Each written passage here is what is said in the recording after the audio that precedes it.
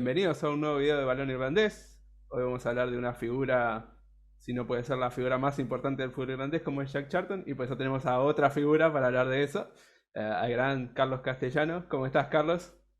Hola Gonzalo, ¿qué tal? Un placer de estar aquí contigo. Va a ser todo mío, un honor tenerlo por acá. Ya muchos lo conocerán, sobre todo los que estén en España. Periodista, entrenador, ahora con el canal que, muy buen canal, lo recomiendo, Desmarcados, uno de los mejores para mí de fútbol en español. Está ahí empezando en YouTube. ¿Cómo van esos primeros pasos en YouTube? Bueno, es algo muy diferente a lo que yo he hecho y sobre todo lo difícil es que lo tengo que hacer todo yo, la grabación, el montaje, todo, y eso es complicado. Yo no tenía conocimientos de eso, Ujú. pero es divertido, es entretenido, es un hobby que además da la oportunidad a uno de llegar a algunas personas y contarles cosas y de alguna manera tener también un intercambio de opiniones Sí. y conocer a buenas personas que acaban siendo gente amiga, como estoy seguro que nos va a pasar a nosotros. Sí, seguramente. Como digo, lo recomiendo, lo voy a dejar todo en la descripción, obviamente. Y bueno, empecemos a hablar del gran Jack. Este, Quería empezar por su etapa de jugador muy rápidamente. Bueno, todos conocen a Bobby, obviamente, creo que le tocó ser el hermano de al principio. Este, Central, si no me equivoco. Sí, Jugó en el Leeds toda su carrera, creo que toda su carrera. sí, toda su carrera. Vos Él con... empezó en la década de los 50 y nunca fue un jugador destacado. Ujú, Es más, él no debuta en la selección inglesa hasta que cumple 30 años, un año antes del Mundial del 66. ujú, Y en el Leeds en realidad se hace con un puesto en el 11 inicial bastante tarde, también cuando deciden renovar la defensa, ese Leeds que en ujú. realidad no era nada, pero que acabó siendo un equipo potente, no solo en Inglaterra, sino también en Europa. Fue finalista de la Copa de Europa en 1975, ya no estaba Jackie Charlton, desde luego, Ujú. pero fue, digamos que, uno de los impulsores de ese Leeds que ganó dos ligas Sí. en un espacio corto de tiempo. Vino después de Don Revy y todos esos éxitos que ya se conocen. Y bueno, ganó un mundial, poco, no, no cualquiera lo dice. Ganó un mundial con Inglaterra. Con ese currículum se empezó a ser entrenador, estuvo en el Boro, en el Newcastle. Este, Tuvo una carrera ahí discreta, pero bien, creo, como entrenador. Y llegó a Irlanda en el 85. Este, ¿Cómo definirías, ahora lo vamos a ir desmenuzando, pero cómo definirías al Jack Charlton entrenador? Bueno, en primer lugar, lo que diría es que, aunque entrenó a equipos pequeños, Ujú, su primer empleo fue en el Boro, como dijiste, ujú, y lo ascendió en su primera temporada. Pero es que yo me acuerdo, además, porque vivía en Inglaterra en aquella época, que era una máquina, era imparable. ujú. Ganó, creo que fue una ventaja de 15 puntos sobre el segundo. Y era un Middlesbrough que llevaba tiempo sin estar en la máxima categoría. Luego lo asciende y resiste bien en Ujú. primera división. Después en el Sheffield Wednesday, fíjate qué clase de persona era que después de haber entrenado en primera, a él no le importó bajar a la tercera división Ujú. para entrenar al Sheffield Wednesday, que a pesar de que estaba en tercera y parece que además la temporada que viene va a volver a estar en la Ujú. tercera categoría porque va muy mal, es un club grande en realidad, es un Sí. club histórico que ha sacado muy buenos jugadores. Y, y después de, bueno, lo salvó del descenso y luego consiguió ascenderlo, o sea que siempre le fue bien. Ahora, me preguntabas cómo era como entrenador. Era un entrenador muy elemental. Le gustaba que se hicieran cuatro cosas, pero que esas cuatro cosas se hicieran muy bien. Y además con mucha disciplina, mucha organización.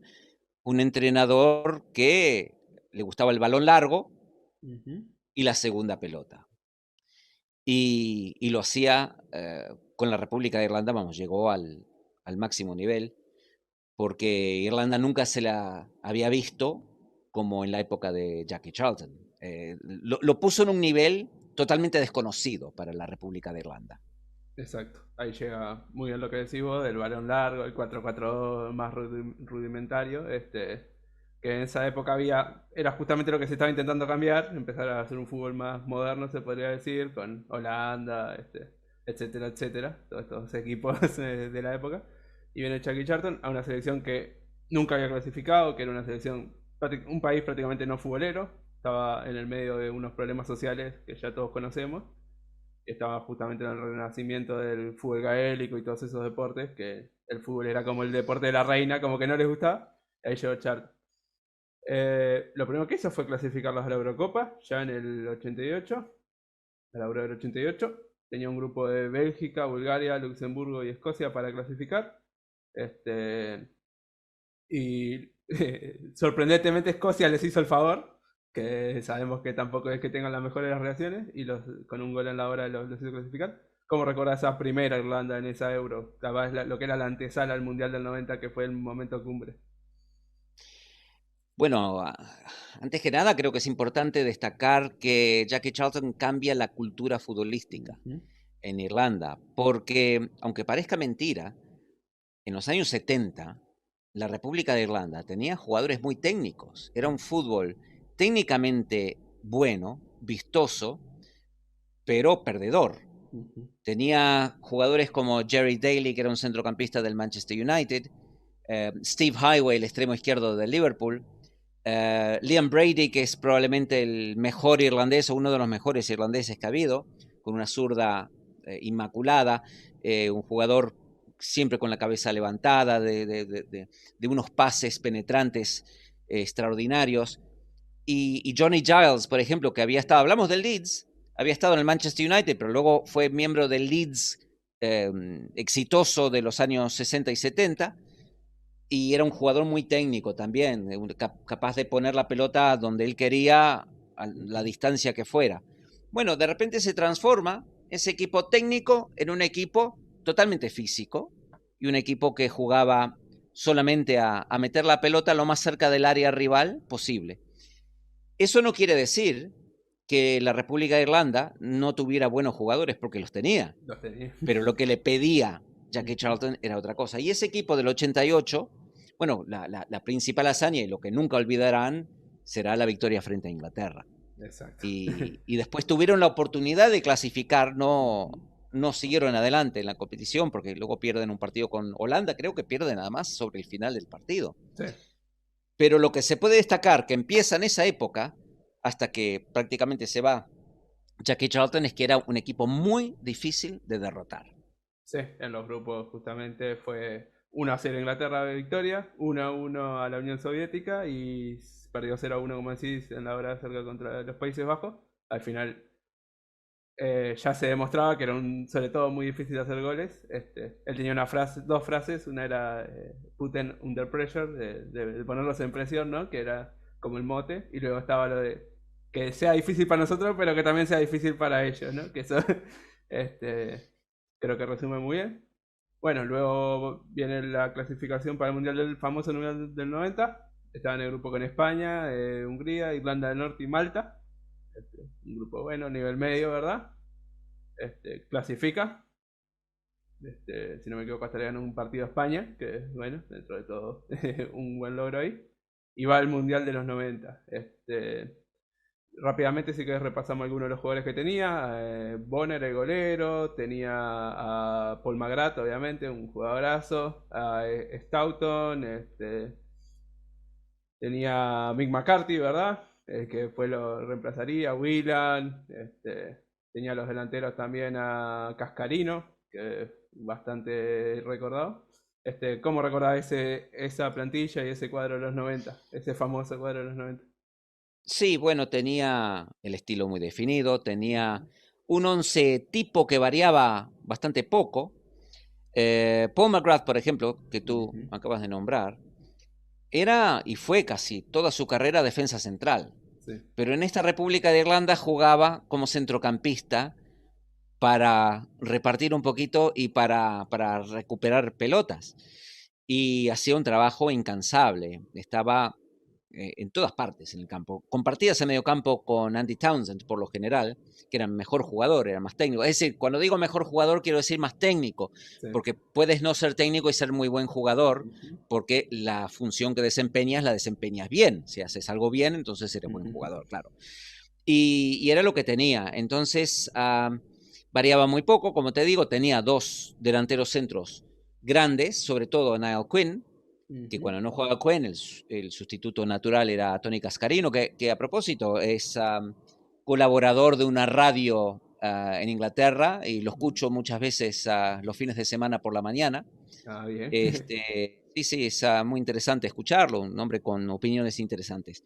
Y claro, se enviaban esos balones aéreos para que Quinn o Cascarino los bajaran o los peinaran para los que entraban por detrás. Ujú. Y luego estaba John Aldridge, que era un muy buen jugador, muy buen goleador, para tratar de recoger los balones que bajaban o colarse por detrás de la defensa y aprovechar esas situaciones. Además, el centro del campo adelantaba mucho su posición, precisamente para esa segunda pelota a la que hice referencia antes, Ujú. y sometían al rival a una presión incesante y muy difícil de superar. Pocos equipos podían resistir al juego de Irlanda. Lo que pasa es que, es cierto, le metían pocos goles, pero le costaba marcar también. Exacto. Le costaba.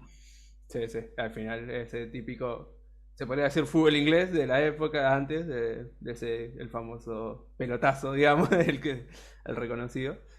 Bueno, lo mismo que decíamos antes, otra vez le toca a Inglaterra, que parece que estaban destinados a cruzarse, empatan 1-1, la Inglaterra Gary Lineker, si no me equivoco, había hecho el gol. Luego 0-0 contra un Egipto, que estaba ahí en el Mundial. Y luego 1-1 contra Holanda, que también se cruzaban de nuevo. Parecía que esos tres estaban destinados a cruzarse todo el tiempo. Y logran pasar a octavos. Que si ya clasificar al mundial era un hito, lo que sería clasificar a octavos justamente. Y en Irlanda empezó a hacer sensación el fútbol. Todos estaban con el equipo. Se hizo la canción esa famosa también, Put in the Pressure, justamente, de uno de los de YouTube. Este, ¿Cómo recordar aquel famoso partido contra Rumania? El 0-0 y los penales.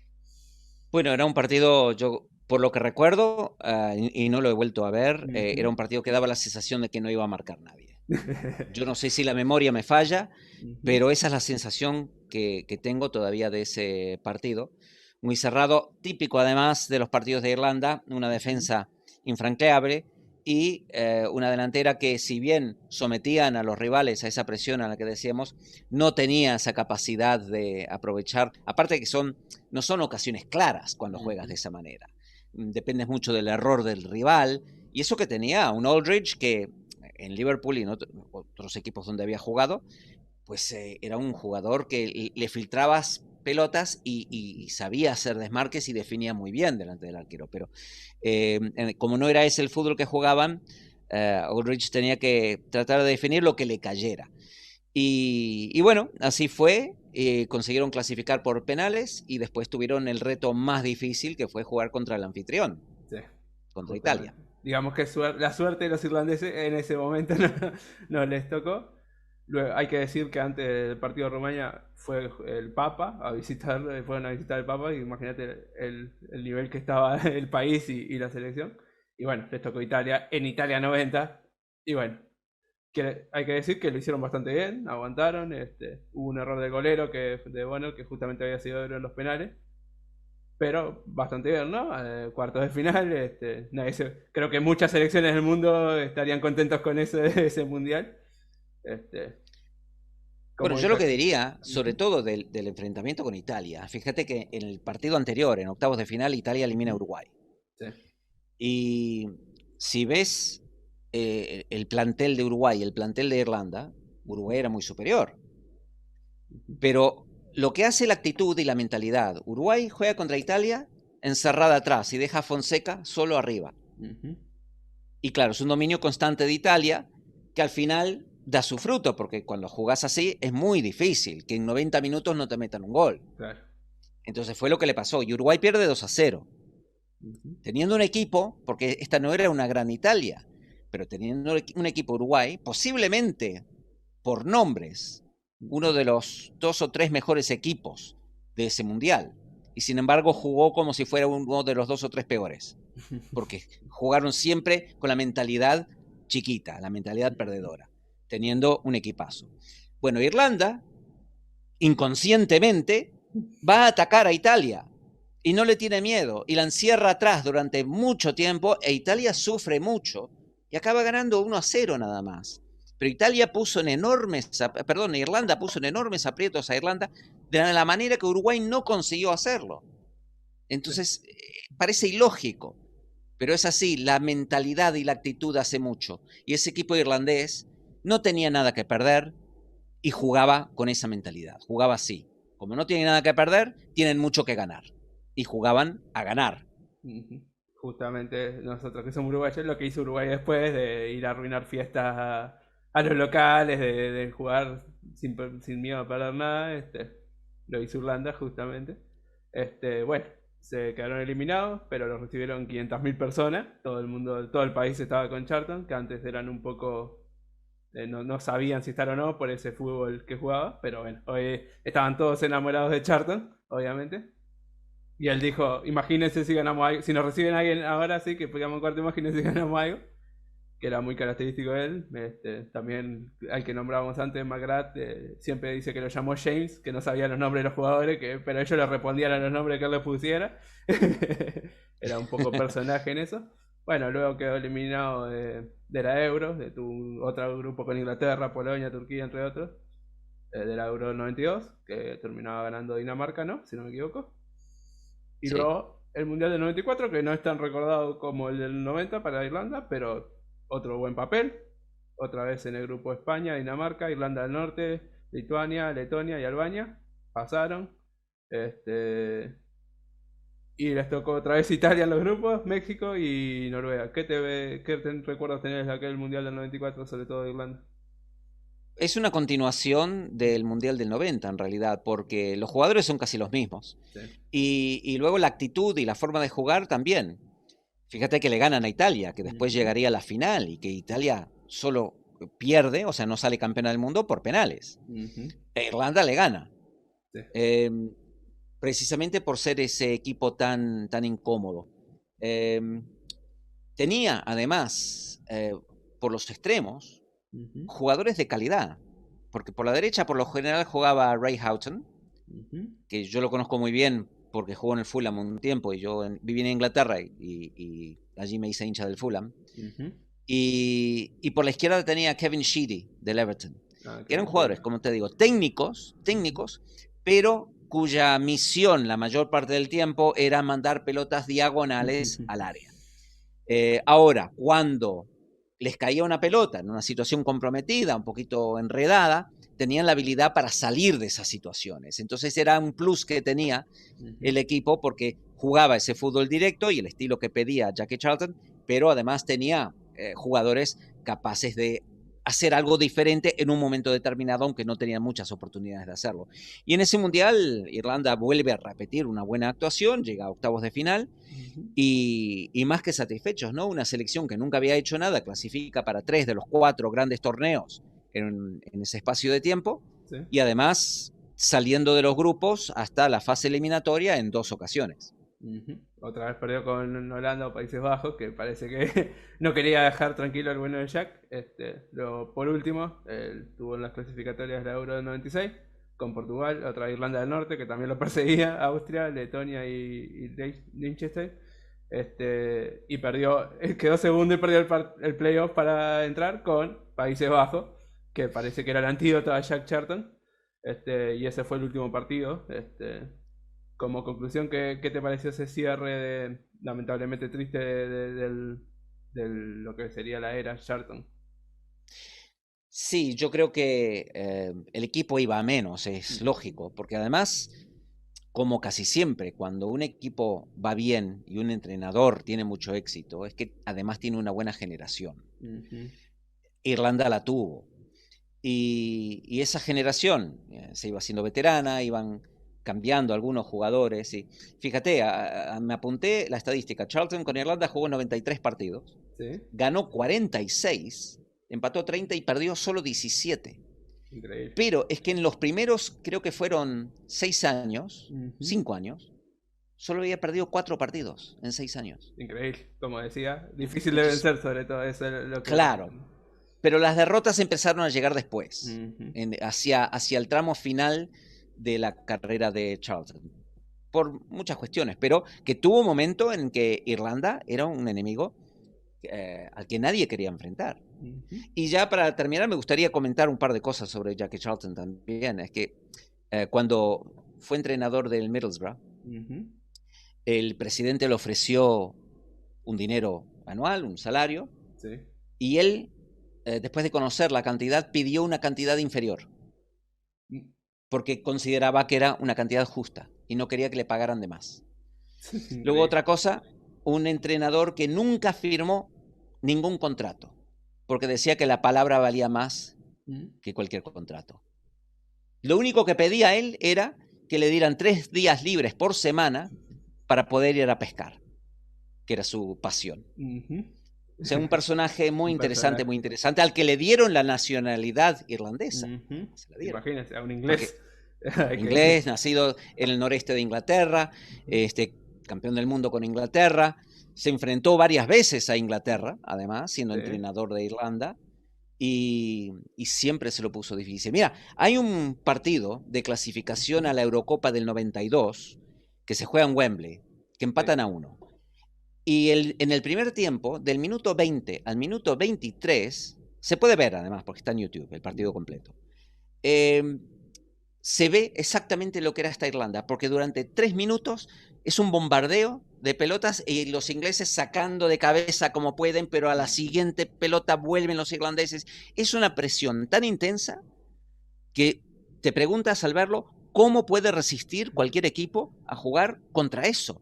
Mm. Porque aunque no te consiguen doblegar con la calidad, sí consiguen doblegarte a base de presión.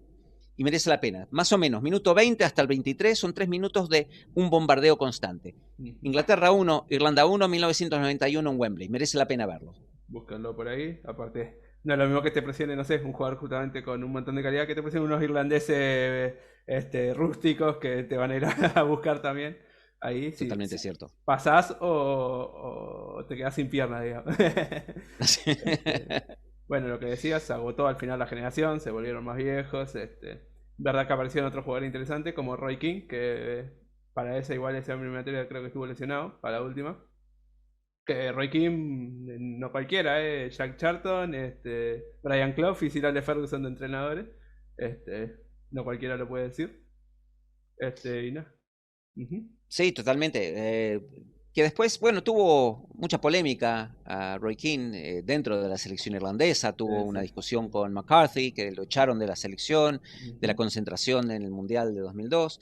Y bueno, sus intentos de ser entrenador después tampoco han acabado demasiado bien. No. Ahora se dice que podría ser candidato al puesto de entrenador en el Celtic. Ujú. Vamos a ver, porque creo que tendría que haber demostrado bastante más. Además, Roy Keane es un personaje que a mí no me cae muy bien, porque una persona que le fractura la pierna a un rival con intención Ujú. y lo hace de forma premeditada y que años después Ujú. ha sido incapaz de pedir disculpas. No solo ha sido incapaz de pedir disculpas, sino que se sigue reafirmando en lo que hizo, Ujú. me parece que tiene poco crédito. Sí, sí. Yo como fan del United no lo puedo no querer, pero entiendo lo que los Claro, claro, de sí, sí, fan de sí. rivales no lo quieran mucho. Sí, Luego, pues, bueno, Mick McCarthy justamente fue entrenador, Chris Hughton fue entrenador, bastante exitosos, sobre todo McCarthy que justamente lo reemplazaría.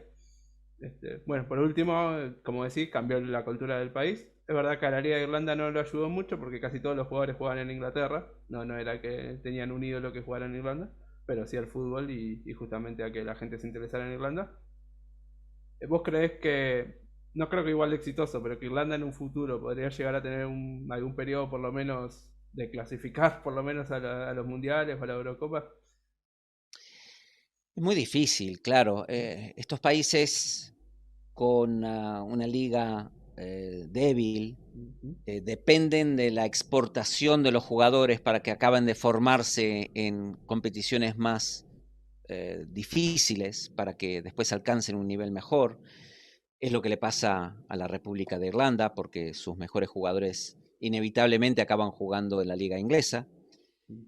Muchos además incluso son nacidos en Inglaterra, pero a lo mejor tienen abuelos irlandeses y de esa manera se les daba el pasaporte. Jack Charlton además siempre defendió esa política, porque muchas veces en Inglaterra lo criticaban y decían son irlandeses pero no son irlandeses. Pero Jackie Charlton decía, por razones sociales y económicas, sus padres y sus abuelos tuvieron que emigrar y fueron a Inglaterra. Entonces, si no hubiera ocurrido eso, hubieran nacido en Irlanda. Exacto. Estos jugadores. Eran tan irlandeses como alguien nacido en Irlanda. Quizás en el caso de Cascarino menos con ese apellido italiano. pero bueno, es difícil que vuelva a ocurrir. Hay veces, y no se sabe muy bien por qué, que tanto equipos como selecciones tienen una generación de oro, una generación dorada. Y esta la fue para la República de Irlanda dentro de una proporción, ¿no? Entonces, fíjate que la propia Holanda, que es una potencia futbolística, sí, hay momentos que no nacen tantos jugadores buenos al mismo tiempo y desaparece. Y Bélgica es otro caso parecido. Entonces, a veces ocurre. No hay ningún motivo para que no pueda pasar, pero evidentemente selecciones con menos tradición tienen menos posibilidades también de que ocurra. Pero bueno, sería bonito que pasara. Ojalá.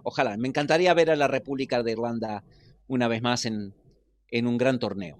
Bueno, estaremos esperando. Aparte también es difícil cuando Inglaterra te los roba, Grealish y Rice. Claro. Entonces, sí. Como yo siempre digo, para mí la federación tendría que hacer esa estrategia de tratar de convencerlos más. No creo que esté haciendo lo suficiente hoy en día. Pero bueno, esperemos. Bueno, eso fue Jack Charlton, una persona que no solo cambió el fútbol de un país, sino un país también. Todo en un momento estaba muy desunido y en ese momento justamente lo unió bastante en algo, en el fútbol. Que muchas veces decimos que no es importante, pero para este tipo de cosas a veces puede unir una sociedad, ¿verdad? Sí, totalmente. Quizás el camino que podría emprender Irlanda en el fútbol sería el mismo que en el rugby, por ejemplo, que tienen una selección unida, unificada, Irlanda del Norte y República de Irlanda. En el fútbol no ocurre, aunque en el fútbol los jugadores nacidos en Irlanda del Norte pueden elegir, y eso hay casos de jugadores norirlandeses que optan por jugar con la República de Irlanda. Pero sería bonito que pudiera presentar una selección única como pasa en el rugby. Y eso le daría más posibilidad de ser una selección más fuerte. Sí, misma la liga también le vendría bien unir algunos cuadros de Irlanda del Norte. Y bueno, pero eso ya lo veremos en el futuro. Bueno, Carlos, un honor, un gustazo tenerte por acá, con esta gran charla que tuvimos sobre el Gran Jack, justamente. Muchas gracias a vos por pasarte. No, gracias por la invitación, ha sido un gran placer. Desde hace poco que descubrí tu canal, ya lo sigo con mucho interés y además recomiendo a la gente también que lo haga porque el fútbol irlandés es un fútbol simpático que ha dado jugadores espectaculares, ya no la República de Irlanda, pero por ejemplo, Irlanda del Norte dio nada más y nada menos que a George Best, uno de los mejores de todos los tiempos. Exacto. Entonces, tanto la República como Irlanda del Norte han sido cuna de muy buenos jugadores y por eso merece la pena seguir su fútbol. Bueno, muchachos ya saben, suscríbanse a Balón Irlandés, suscríbanse a Desmarcado y nos vemos en próximos videos.